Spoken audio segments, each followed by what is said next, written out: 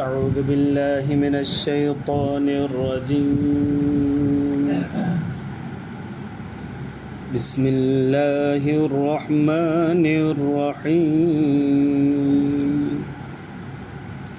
وقال الذين كفروا لولا نزل عليه القرآن جملة واحدة كذلك لنثبت به فؤادك ورتلناه ترتيلا درود شريف اللهم صل على سيدنا محمد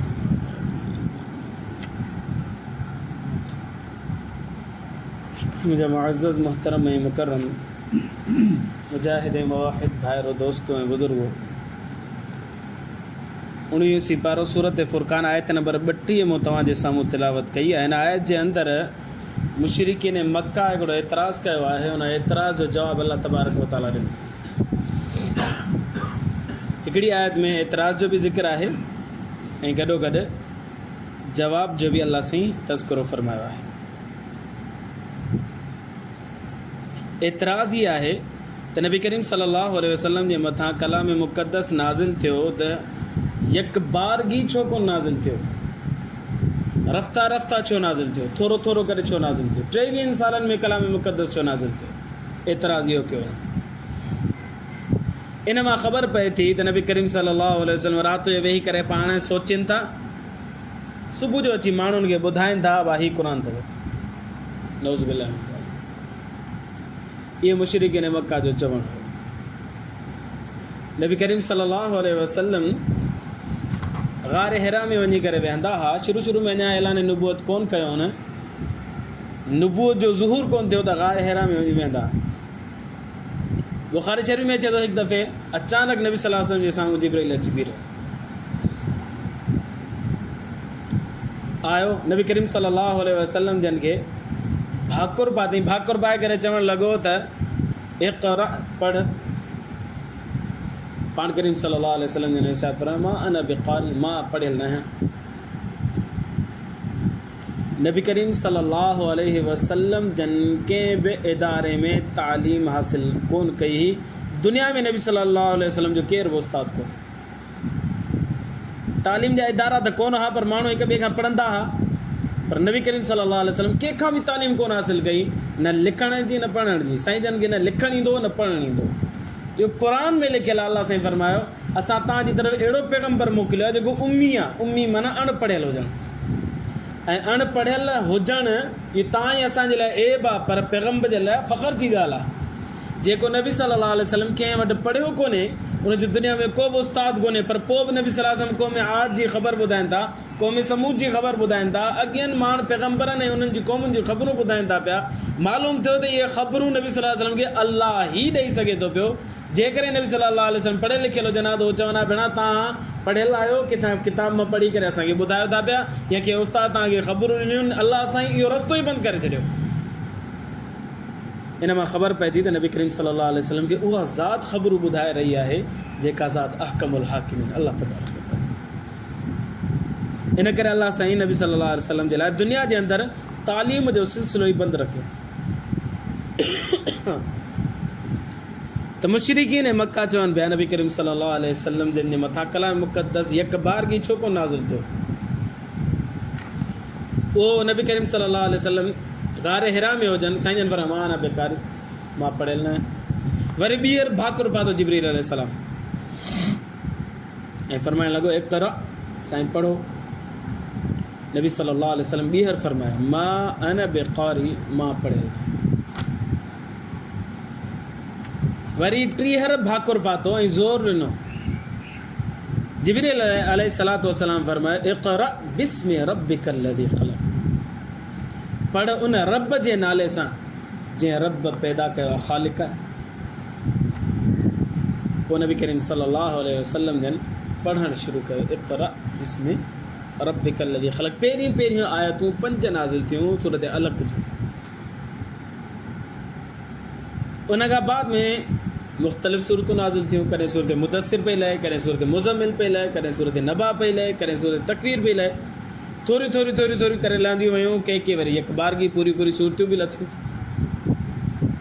नबी करीम सल्लल्लाहु अलैहि वसल्लम जंहिंजे मथां थोरो थोरो कलाम नाज़िल थिए पियो, मुशरिकीन मक्का चवनि पिया त जेकॾहिं कलाम अल्लाह जो आहे ऐं हक़ीक़ी आहे त पोइ यकबारगी छो कोन नाज़िल थिए थो, थोरो थोरो छो थो नाज़िल थिए? इहो हुनजो एतिराज़। अल्लाह तबारक व तआला फरमायो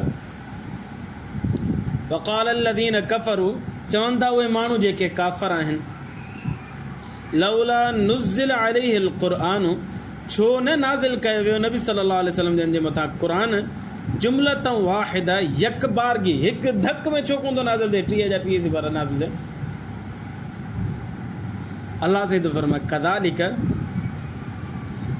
अहिड़े ई नमूने सां असां थोरो थोरो नाज़िल कयूं था पिया, लिनुसब्बित बिही फुआदक, तां त तुंहिंजे दिलि खे ए मोहम्मद सल्लल्लाहु अलैहि वसल्लम, तुंहिंजे दिलि खे असां साबित कदम रखूं, मज़बूत रखूं।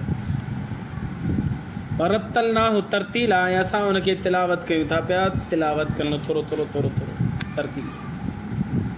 अल्लाह से वजह इहा फरमाई त तुंहिंजी दिलि खे मज़बूत रखण जे लाइ असां थोरो थोरो कलाम मुक़द्दस नाज़िल फरमायूं था। अल्लाह से हिकिड़ी वजह फरमाई, नाज़िल ज़िक्र फरमाया, बाक़ी हूअं कई वजूहात आहिनि। मसलन नबी सल्लल्लाहु अलैहि वसल्लम जन खे मुख़्तलिफ़ जॻहियुनि ते तकलीफ़ूं ॾिनियूं हुयूं, ईज़ायो वियो, साईं जन ग़मगीन थिया, परेशान थिया। अल्लाह तबारक व तआला तसल्ली जे तौर ते कलाम मुक़द्दस नाज़िल फरमाए छॾियो।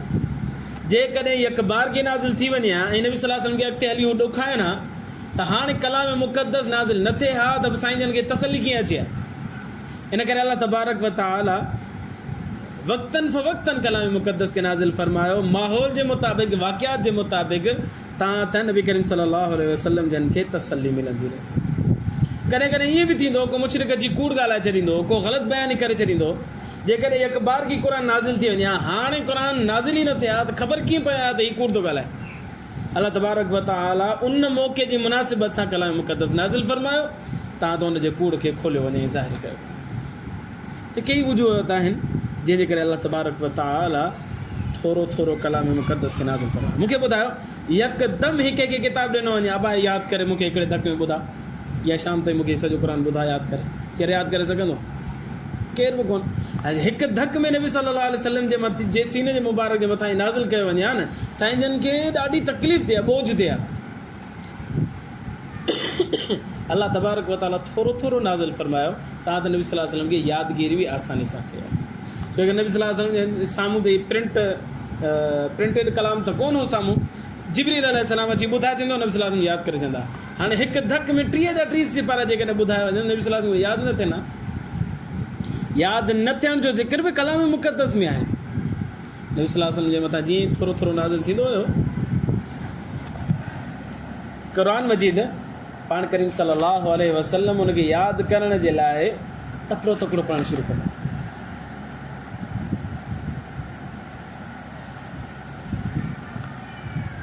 अल्लाह से फरमाए, सोना तकड़ न कर, इन अलैना जमअहु, असां अल्लाह तबारक व तआला मथां ज़िम्मेदारी आहे त असां हिनखे पाण जमा कंदासीं। नबी सल्लल्लाहु अलैहि वसल्लम परेशान थी न, हाणे सूरत लथी, सूरत मुदस्सिर लथी या मुज़म्मिल लथी, हाणे 1.5 सफ़े जी इहा सूरत आहे, हाणे इहा यादि करणी आहे। ऐं नबी सल्लल्लाहु अलैहि वसल्लम जॾहिं लिखियल बि कोन आहे त लिखंदड़ ॼाण बि कोन ॼाणींदा, इन करे त लिखी वठनि। इन करे नाज़िल थींदी, पोइ साईं जन तकिड़ो तकिड़ो पढ़ंदा त अल्लाह साईं फरमायो, सोना परेशान न थी, जल्दी जल्दी पंहिंजे चपन मुबारक खे न हला, असांजो ज़िम्मो आहे तुंहिंजे मथां नाज़िल कयूं था त यादि करण बि अल्लाह तबारक व तआला फरमाए असांजो ई ज़िम्मो।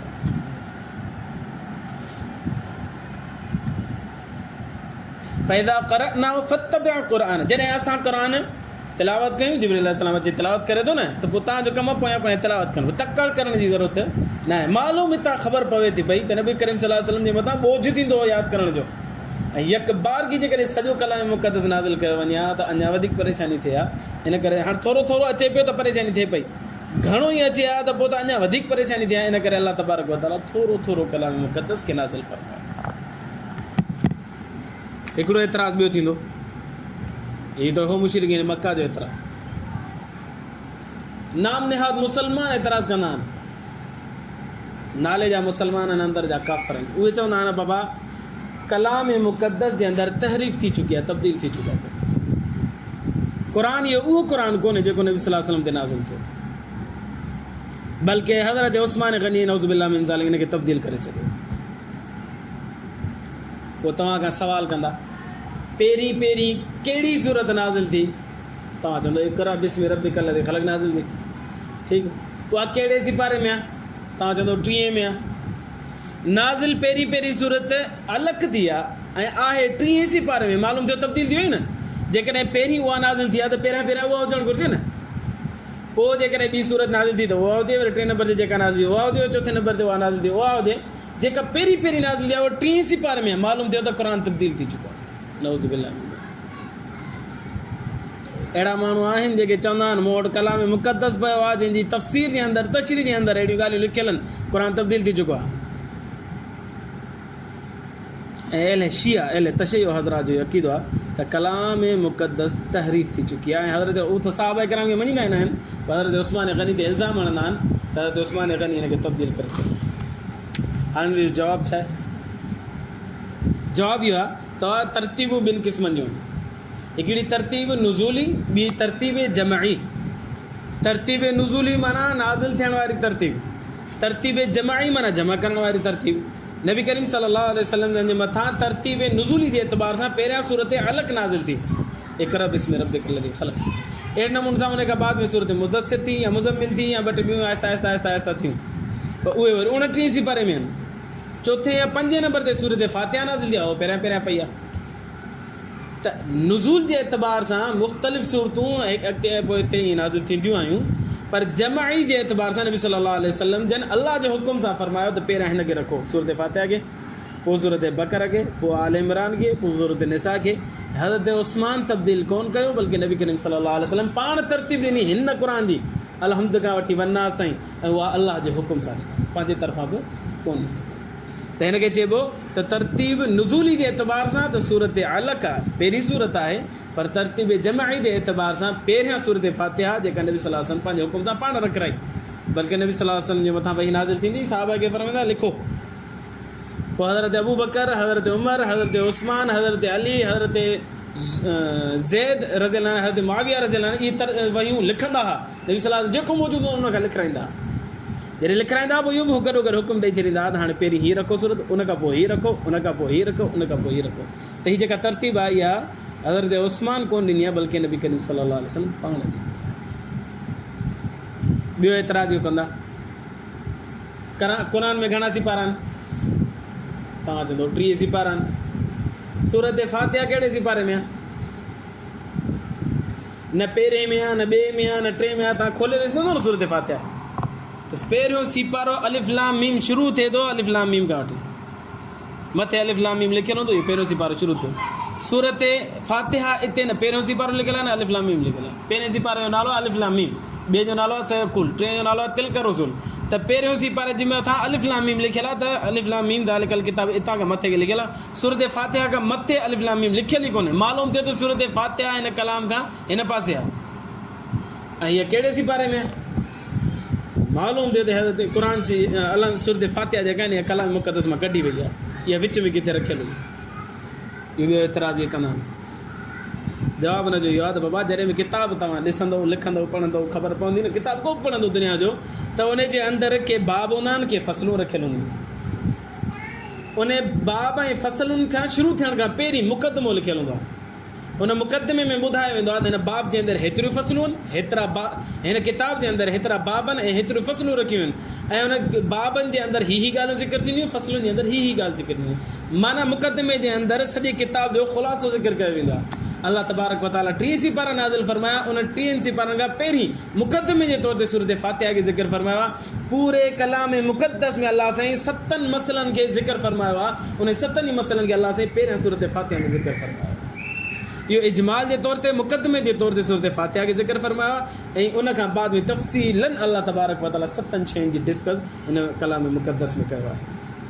त हिन मां ख़बर पई त कलाम मुक़दस खां सूरत फातिहा ॿाहिरि न, बल्कि सूरत कलाम मुक़दस जो मुक़दमो आहे। मुक़दमो चयो, 2 अखर चयो, या इब्तिदाइयो चयो, कंहिं बि किताब खां खणी ॾिसंदो त उन खां पहिरियों लिखियलु हूंदो इब्तिदाइयो 2 अखरनि मुक़दमो आहे वग़ैरह वग़ैरह। त हीउ कलाम मुक़दस जो मुक़दमो आहे। त कलाम मुक़दस जेको नबी सल्लल्लाहु अलैहि वसल्लम जे मथां नाज़िल थियो मिन व अन उहो ई असां वटि मौजूदु आहे, सऊदी अरब में मौजूदु आहे, अमेरिका में मौजूदु आहे, अफ़गानिस्तान में मौजूदु आहे, दुनिया जे कुंड कुड़छ में मौजूदु आहे। हिन में तहरीफ़ न थी चुकी आहे। जेकॾहिं केरु चए थो तहरीफ़ थी चुकी आहे त नऊज़ बिल्लाह इस्लाम मां ख़ारिज थींदो, काफ़िर थींदो। अल्लाह सां असांजी ईमान जी हिफ़ाज़त फ़रमाए। व आख़िर दावाना अनिल हम्दुलिल्लाह।